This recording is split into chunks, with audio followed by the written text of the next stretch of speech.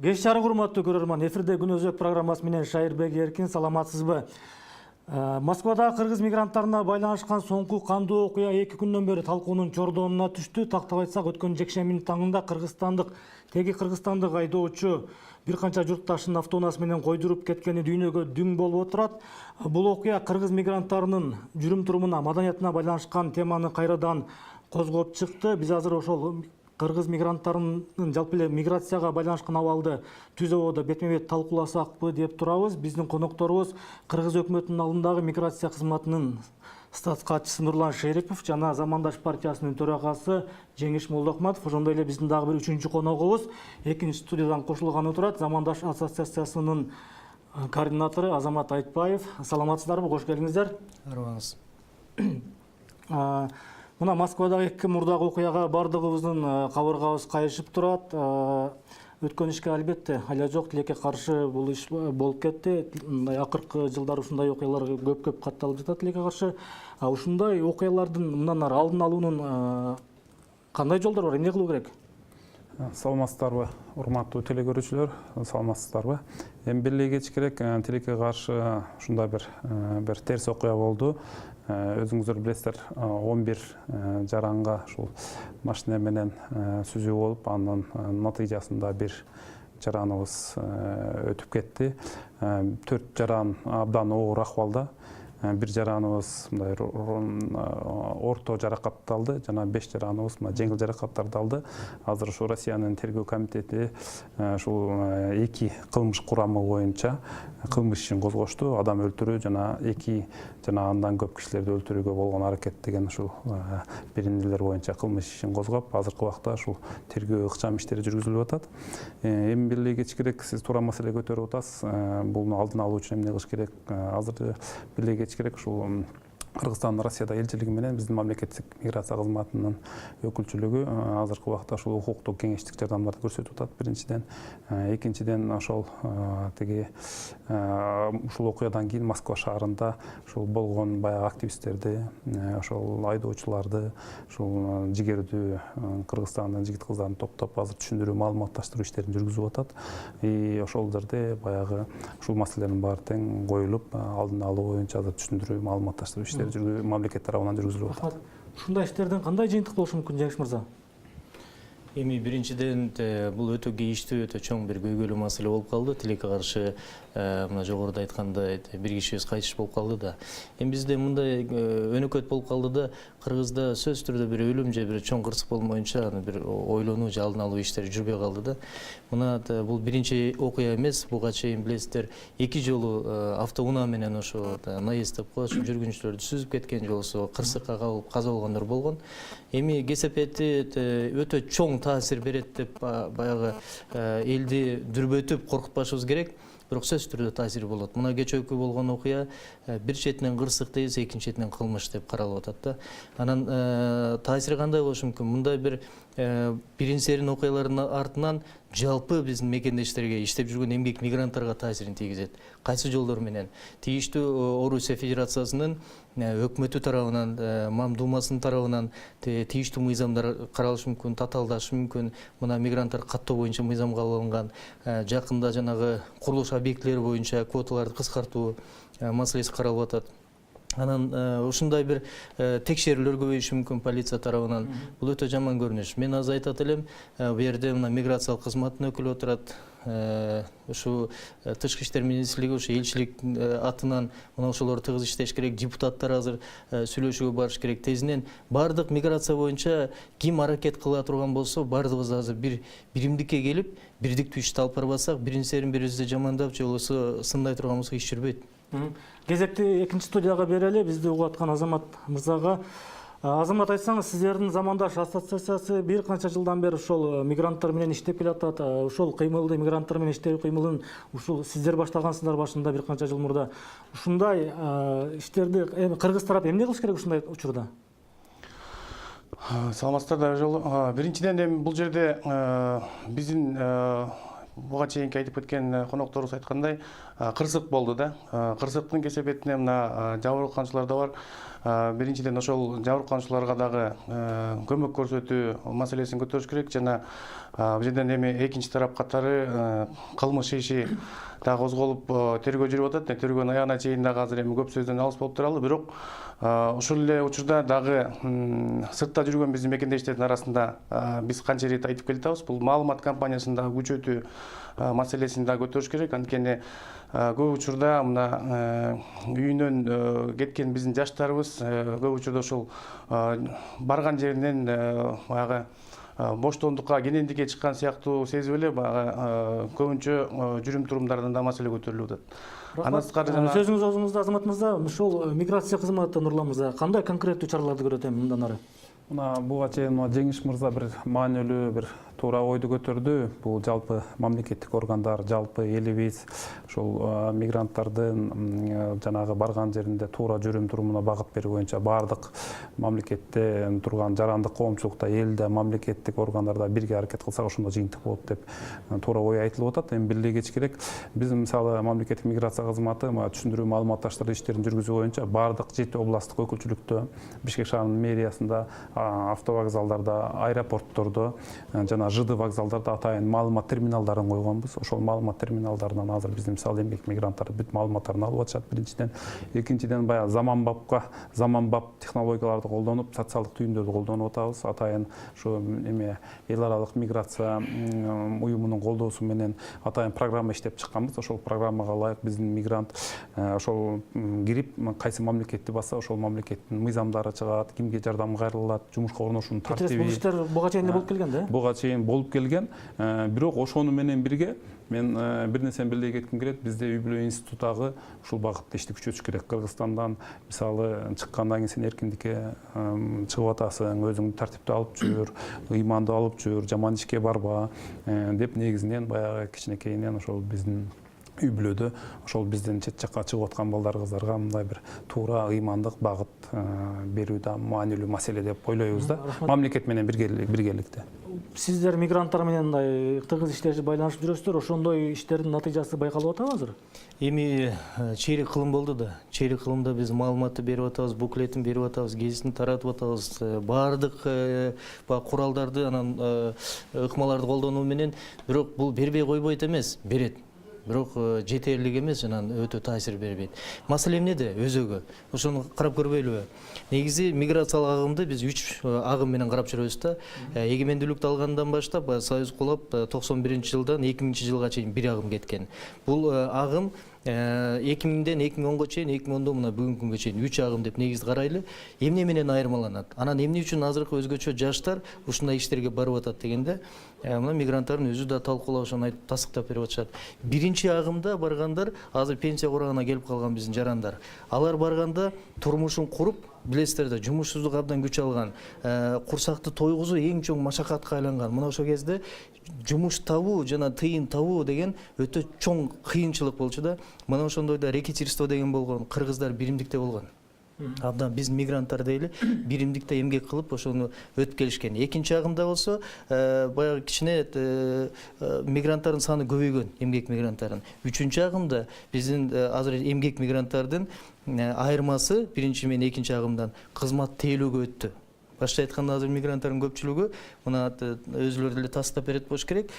Эшик шыпыруу менен баягы гастарбайтер деген аты өчтү. Стройкаларда көп жок. Биздикилер тейлөө кызматын өттү. Башкача айтканда Орус Федерациясы кассасын берди. Биздин эмгек мигранттарга кухнясын ачты, мейманканаларын ачып берди. Мына иштегиле деди. А жерге киргенде эмне айырма бар? Курулушта эртеден кечке эмгек кылып, чарчап үйүнө кирип, үй жумуш болчу. Азыр демек азыркы окуяга убактысы да бош. Азыркыдай жагдайга ошол биздин мигранттардын ички маданияты, билими ошол да таасир этип аткан сөз. Анан мисалы ошо чыгып аткан мигранттарды мына миграциялык кызматтын баамы боюнча 800 миңден ашык мигрант агып кетти да, анын 90% Орусияда жайгашат. Мына ошолордун 73-70%дан көбү бул жаштар түзөт. Жаштардын көбү билим албай кетип аткан кезинде, жогорку билими жок кетип аткандар бүттү, кетти иштеди деген. Мына ошолорго чоң таасир берип атат да. Азыр мен толук кошулам, ыйман жагынан, билим жагынан чоң долбоорлорду киргизиш керек, окутуш керек, маалыматтарды таркатыш керек да. Эми беле кеч керек, мына азыркы убакта Кыргыз Республикасынын 800 миңден ашык биздин расмий маалыматыбыз боюнча жараны ушул эмгек миграциясында, анын 640 миңден ашыгы Россия Федерациясында, 30 миңден ашыгы Казакстанда, 30 миңден ашыгы Туркияда, 14 миңден ашыгы Түштүк Кореяда жана Америка Кошмо Штат, Европа мамлекеттеринде да калгандары. Эми мына 2017 жылдын бир биздин эгемендүүлүктөн бери өзгөчө бир сан болду. 2,5 миллиард доллар ошол биздин мигранттар акча которушту. Бул биздин ички дүң продукциябыздын 3/4 бири биздин республикалык бюджетке тете акча да.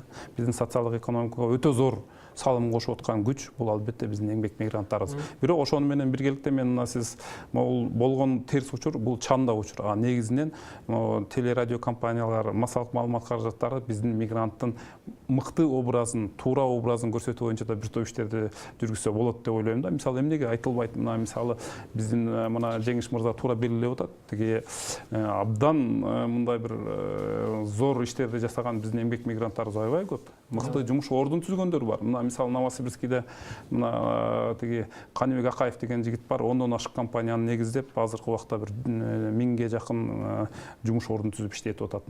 Россия Федерациясынын территориясында. Мына Кара Сууга келип заводдорду куруп атат. Мына андан сырткары мен билем, мына Швейцарияда иштеген бир доктор жигитибиз Баткенге келип туруп эң мыкты медициналык клиниканы ачты. Мына Көлдөн мыкты бир кызыбызды билем, мыкты туристтик мейманкана курду. Мына ушул сыяктуу ийгиликтүү образдар да бар да. Албетте андай жаратман жарандарыбыз тууралуу да көп эле чагылдырып келатат биздин маалымат каражаттарды эле. Бирок ошонун ичинде жанагындай азыркыдай терс окуялар бүт барын ошол окуяларды көбөйүп кеткендегиси да. Бул терс арада азыр баягы тез арада өсүп бараткан тенденция. Бул жаман көрүнүш. Ушул боюнча бул маселени ачыктап айтканыбыз туура. Эгерде жашырып баары мактап жактай бергенде туура эмес болуп калат. Мен толук кошулам. Мына жакында эле 2 ай мурун президент Сооронбай Шарипович өзү кабыл алып мигранттарды, анан жакшы бир терминди киргизе алдык да, ошону президент өзү колдоп берген абдан кубандык. Биз эмне деп айттык? Эмгек мигранттар бул азыркы жаңы экономиканын реалдуу инвесторлору деген атты койдук да. Бул мурункудай гастарбайтерлер эмес. Эми айтарым, мисалы Москвада болгон окуяга дагы эмнелер таасир этип атат? Ошол жактагы жана ачылган клубтар, түнкү клубтар, ошо биздин эле кыргыз жарандары ачкандар, ошо жерге кыргыз жарандары барат. Бул маселеге дагы кайрылабыз. Кечиресиз, Азаматка сөз берели. Мына жогоруда Нурлан мырза расмий санды айтып өттү, 640 миңдей Россияда деп. Ошол канчалык чындыкка жакын? Азамат мырза, айтсаңыз, чынында мигранттардын саны андан алда канча көп болуш керек? Анан бул агым жылдан жылга азайып атабы же мындай тенденция кандай болуп атат сиздин багыңызда? Бул эми расмий маалыматты негизги өсөк катары алып жүрөбүз. Бирок бейрасмий маалымат боюнча да андан көбүрөөк да айтылып келет. Ошол эле убакта мен дагы азыр буга чейинки дагы талкуулардагы 1-2 сөзүнө кошулуп кетким келет. Анткени биз качан биздин сыртта жүргөн мекендештерибиз эстейбиз, бул ошол эки учурда гана эстейткенбиз. Ошол акча которуп аткан кезинде жалпы ички дүң продукциясынын канча пайызын түздү деп эсептейбиз, жана миллиарддаган долларды. Андан сырткары мына ушундай тилекке каршы терс окуя болгондо эстейткенбиз да. Ошол багытта дагы мына мамлекеттин ошол сыртта жүргөн мекендештерибиздин көйгөйлөрүн, жеринен маселелерди Кыргызстан мекениң сени эстеп билет, сени сыртта жүргөнүңдө убагы менен кайтып келгенге аракет кылабыз деген нерсени азыр биздин сырттагы жүргөн мекендештерибизге жеткизиш керек да. Анткени ошо сыртта каралбай калдым деп көп ички таарынышы менен дагы жүргөн мекендешибиз бар. Ошолорду мына буга чейин айтылып кеткендей реалдуу инвестор катары дагы жүзүн Кыргызстанга буруп бизге чакырып алып келсек болот. Бул чоң багыт болот. Анткени ошол эле учурда Кыргызстандын ичинде дагы бир нече жумуш орундары курулса, бул ошол эле кайра эле сыртка кетип аткан миграциялык агымдын азайтышына дагы өбөлгө түсөт да. Соңку жылдары азайдыбы бул агым же көбөйдүбү кайра? Соңку жылдарда бул тенденция баягы бир эле темпте келип атат. Анткени кайтып келгендер дагы бар, кайра жаңы чыгып аткандар да бар. Анын ичинде болсо ошол убактылуу сезондук миграция деген дагы маселе бар. Бир убакта барып чыгып иштеп келишет, кайра кайтып келишет. Рахмат. Мына жогоруда Жеңиш мырза бир жана эс алуу жайларына, кафе, ресторандарга байланышкан маселени козгоп кеттиңиз. Ошол болжолу менен бир 50 чакты Москвада азыр ошондой жайлар бар деп айтылып атат. Анан негизги чыр чатактын баары ошол жерден тутанганын угуп атабыз да. Ошолордун ишин тескеш керекпи, кандай кылыш керек анда? Эми ал жерде мен азыр ушул студияда туруп эле так кеселе алар жабыш керек деген туура эмес болуп калат. Анткени ал жерде дагы биз бизнес, ал жерде да биздин мекендештер иштеп баягы турмушун куруп аткандар бар. Биз айтар ушу өкмөттүн тийиштүү өкүлдөрү ушул жерде жеринен барып таанышып, анан бир тескей турган бир механизмдер иштеп чыгыш керек. Мүмкүн ичимдиктерди азайтыш керек, мүмкүн жаштар боюнча, жаштыгы боюнча киргизип бир чек коюш керек. Же бир таң атканга чейин эмес, мүмкүн бир 11ге чейин, 10го чейин иштеш керек деген маселе. Анткени чынында эле чоң таасир этип атат. Мына кечээ ушул окуядан кийин Москванын өзүндө көптөгөн фонддор, диаспоралардын өкүлдөрү чогулду, бирок бир чечимге келе албай калды тилекке каршы. Алардын бирок баарынын көпчүлүгүнүн талабы түнкү клубдарды жабуу деп талап коюп атышат да. Экинчи тарапта бар да, аяка каржы жумшап койгон. Бирок бул маселени чечиш керек. Анткени чынында ошо түнкү клубтарга кирсеңиздер, ал жерде ичимдик көп, ал жерде чеккендер көп. Ошол жерде анан жанагындай машакаттуу окуялар чыгып атат да. Бул боюнча мен ойлойм, тийиштүү мына спецпредставитель МВД ошо Россияда иштеп атат. Мына ошолор тейлеш керек. Эсиңиздерде болуш керек, Аскат Алиев деген биздин мыкты жигитибиз бар. Ошол ички иштер министринин атай өкүлү болуп Россияга барганда, ошол кезде жана бандитизм деген көбөйүп кеткен. Өзүнүн кыргыздын жарандарын кыргыздар эле салып алып багажга салып, анан жана акча кыйнай баштаган. Алиев бар токтоткон да. Мына ошондой болгон эр жигит азаматтарды алып баш керек. Ошолорун иштеп берет деп эсептейм. Алиев кеткенден кийин бул иш кайра токтоп калды дейсиз. Тилекке каршы мен ошондой байкоом бар да. Тилекке каршы ошондой бир байкоо бар. Анткени Алиев кеткенден кийин азыр ушундай бир кылмыштар, ушундай бир окуялар көбөйүп кетти да. Түшүндүрүү иштери жүрүш керек көп. Мына мисалы миграция кызматына биз көп сунуш кылып берип келатабыз. Болгону кызматкерлер аз, бюджети абдан аз. Анан баягы адамдардын ресурсу да жетишпейт барганга. Россия деген эмне деген территория, канча деген шаар бар. Айтып атабыз, чоң диаспоралар менен фонддор менен тыгыз иштеш керек деп. Ал жерде көп жылдан бери кызмат кылып жүргөндөр бар. Мына ошолорду тартыш керек. Алар менен тыгыз иштегенде алар да маселени бир чечип бергенге аракет кылат. Мына азыр кечээкү окуя боюнча же болбосо жана жүк 200 деп коет, камсыздандыруу деген маселелер боюнча диаспоралар өзүлөрү эле чечип атат да маселени. Мен Азамат мырзаны толук колдойм. Биз тилекке каршы мигранттарды же бир кырсык болгондо, же акча которгондо эстеп калабыз да. Мен бир нерсени баса белгилегим келет. Өкмөткө мына сунуш кылдык, президентибиз колдоп берди. Биз айтып атабыз, мына эмгек мигранттары бул реалдуу инвесторлор дегенден кийин жеңилдиктерди берели анда. Эгерде ошондой таанысак, акчалар бөлгөнү анык болсо, анда келгиле фискалдык текшерүүсүн алып таштайлы. Келгиле тиги салыктардан бошотолу. Тапкандар келсин, иштесин. Нурлан мырза, ошо миграция саясатында мындай жакын арада кандай өзгөрүүлөр болот ушул багытта? Эми белгилей кетиш керек, мамлекеттик миграция кызматынын Россиядагы өкүлчүлүгү жана биздин Россияда, Кыргызстандын Россиядагы ыйгарым элчилиги ушул биздин мамлекет, биздин мекендештерибиздин укуктарын коргоо боюнча, алардын кызыкчылыктарын жылдыруу боюнча бир топ олуттуу иштерди жүргүзүп келатат. Ошол укуктук кеңештик жана керек болсо ошол жерде жеринде чыгып алардын көйгөйлөрүн чечүү боюнча бир топ олуттуу иштерди жүргүзүп атышат. Мына бир эле мисал келтирейин, баягы сан менен. Мисалы, мамлекеттик миграция кызматынын өкүлчүлүгүнө 2017 жылы 2400 Кыргыз Республикасынын жараны эмгек майналарынын көйгөйлөрү боюнча кайрылышты. Атайын өздөрүнүн ушул арыздары менен.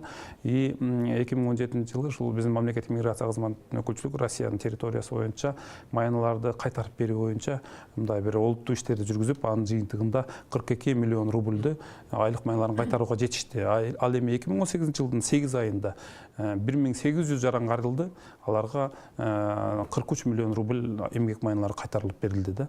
Бул деген аябай чоң мындай бир сан да. Белгилей кетиш керек, ушул жерде биздин ушул миграция кызматынын өкүлчүлүгү ошол Россиядагы укук коргоо органдары менен, мамлекеттик органдар менен биргеликте ушул иштерди. Мындан ары ошо миграция саясатында кандай дагы бир өзгөрүүлөр болот? Эми белгилей кетиш керек, азыр биз бир нерсени унутпашыбыз керек. Биз ушул Россия Федерациясы менен биз СНГнын алкагында жана Евразиястын алкагында баягы билесиз экономикалык шериктештиктебиз. Ушу Евразияга киргенден бери биздин мигранттарыбыз мына бир топ олуттуу жеңилдиктерди алды. Мисалы ошол эле азыр патенти жок, башка мамлекеттин өкүлдөрүнө окшоп патент албайт, орус тили, адабият, тарыхтан экзамен тапшырбайт, салыктар азайды, жанагы юридикалык, фармацевтикалык, педагогикалык дипломдордун башкаларынын баары таанылып жумушка орношуп атышат. Эми ушул багытта да бир топ иштер жүрүп атат. Азыр биздин социалдык, Кыргыз Республикасынын социалдык фонду менен Россиянын ушул пенсия фонду азыр иштерди сүйлөшүүлөр жүргүзүп атат. Ошол пенсияларды теңештирип, ошол пенсияга кийин алымдарын алуу боюнча, андан сырткары ошол эле каттоону жеңилдетүү боюнча, ошол эле мисалы административдик жоопкерчиликке тартууну жеңилдетүү боюнча биз мамлекеттик органдар бир топ иштер жүргүзүп жатат. Рахмат. Кезекти экинчи студияга берели. Азамат мырза, ошол кыргыз мигранттары, сырттагы мигранттарыбыз ошол биздин бийликтен эмнени күтөт? Кандай сунуштарды бере аласыз? Биздин бийликтен албетте бул биринчиден көңүл бурусун күтөт. Ооба, албетте жана айтып кеткендей тарыхтагы болгон окуялардын биринчи агымдар кеткенден беркисинен бери алды пенсия убактысына келип калды, андан да ашып баратышат. Арты ошол жакта экинчи, үчүнчү баягы балдарын, неберелерин уже баягы тарбиялап келатышат. Ошолорду дагы негизгисинен биз ошо баягы тукумду жогото албоо маселесин дагы бул жерден да чоң негиз катарында карашыбыз керек. Андан сырткары эле ошол эле айтып аткан саныбыздын дагы көптөгөнү чукул арада кайтып келе башташат, пенсионер катары. Алардын дагы маселелери чоң көйгөйдөн турат. Ошондуктан бул жерден уюштуруу түрүндө сыртка жумушка орноштуруу багытындагы жакшы жөнгө салып ишке баягы коюш керек. Андан сырткары баягы Россия Казакстан багытына сырткары эмгек ресурстарын колдоо боюнча башка Европа мамлекеттерин, ошол эле толук квотабыз ишке ашпай аткан Түштүк Кореяны дагы биз колго алып ишке киргизишибиз керек.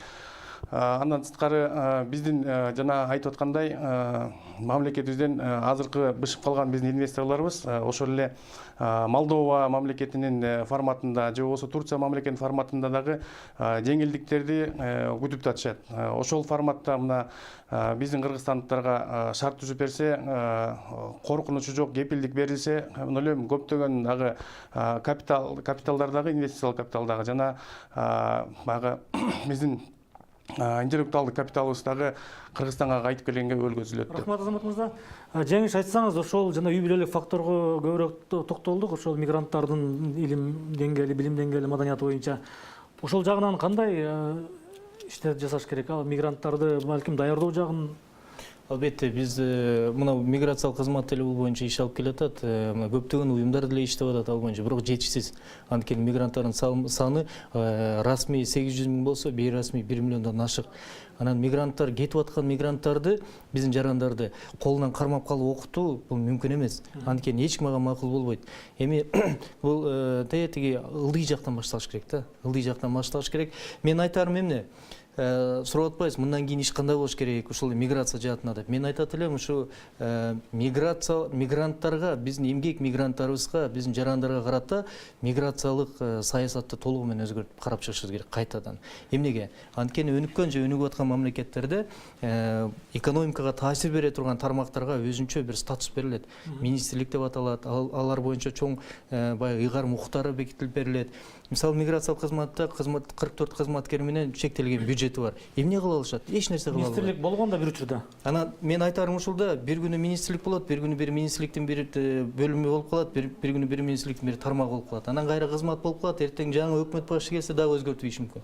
Туруктуу кылыш керек да. Эмнеге айтып атам? Анткени бизде 6 миллион эл болсо, 6 миллиондун 3төн 4төн бири азыр сыртта жүрөт да, 1 миллиондон ашыгы. Ошондуктан мына 2017 жылга карата 7 миллиард 200 миллион биздин ВВПны түзө турган болсо, ошонун 34,3%-ын биздин эмгек мигранттар төгүп берип атат. Анын 90% Россиядан келип атат.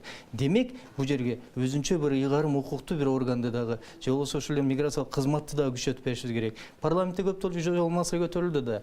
Акчаңар канча десе, миграциялык кызматтын бюджети, жаңылбасам, билим берүү министрлигинин командировкага кеткен эле бир статьясын эле тең келет.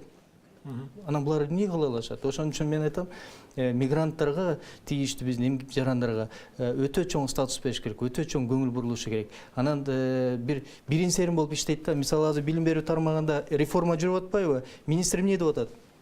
Мен дейт билим берүү министрлиги өзүм каалаганда реформа кылам, башка министрликтер каалаганын кылбасын деп. Мына өзүнүн айткан сөзү. Эми ушундай саясат жүрбөш керек да. Мигранттар менен иштеп атканда миграциялык кызмат сөзсүз түрдө социалдык өнүктүрүү министрлиги менен биргеликте, сөзсүз түрдө жаштар дене тарбия спорт баардыгы бириктүү болуш керек да. Бирдей багыттуу стратегиялык системде иш жүрбөй атканын кесеп этип ушуга алып келип атат да. Ошо мигранттардын арасындагы кылмыштуулук боюнча дагы сөз болуп жатат. Мисалы үчүн бул нерсе тенденция жылдан жылга көбөйүп атабы? Мисалы жанагы ошол эле жүк 200 деген боюнча статистика кандай болуп атат сиздерде? Эми буга чейин Жеңиш мырза менен Азамат мырзанын көп ой пикирлерине кошулам, бирок бир ой пикирине мен кошула албайм. Баягы акча которгондо же болбосо тиги мондай көйгөй учурда гана эстейт деген жок. Биздин Кыргыз Республикасынын өкмөтү, парламенти, президенттин көңүл жордонунда бул маселе дайыма. И ошол багытта мына биздин мамлекеттик органдар, мамлекеттик кызматкерлер болгон аракетин жумшап атат. Мына сиз туура маселе көтөрүп атасыз, ошол жүк 200 боюнча. Мына ошол өкмөт токтому менен жакында бекиткен, азыркы убакта биз мамлекеттик миграция кызматы ушул жүк 200-дү алып келүү боюнча бир топ жеңилдетилген механизмдерди киргиздик. Азыркы убакта мындай кандайдыр бир себептер менен биздин өтүп кеткен жараныбыз жеңилдетилген түрдө документтерин туугандары тапшырат. Ал жерде болгон 3 эле документ талап кылынат. Өткөндүгү жөнүндө күбөлүк, паспорты жана туугандыгын тастыган документ. Ошонун негизинде биз 50 000 сом төлөп берип атабыз азыркы убактачы. Мына 2018-жылы мына токтом кабыл алгандан бери 54 жаранга биз мисалы ошол 50 000 сомду бөлүп бердик. Ошол жүк 200-дү алып келүү боюнча мисалы мамлекеттик миграция кызматы бир топ иштер жүргүзүп атат. Канча кетет ошол каражат? Эми ар кайсы мамлекеттен сиз так суроо коюп атасыз, ар кайсы мамлекеттен Орусиядан мисалы үчүн. ошол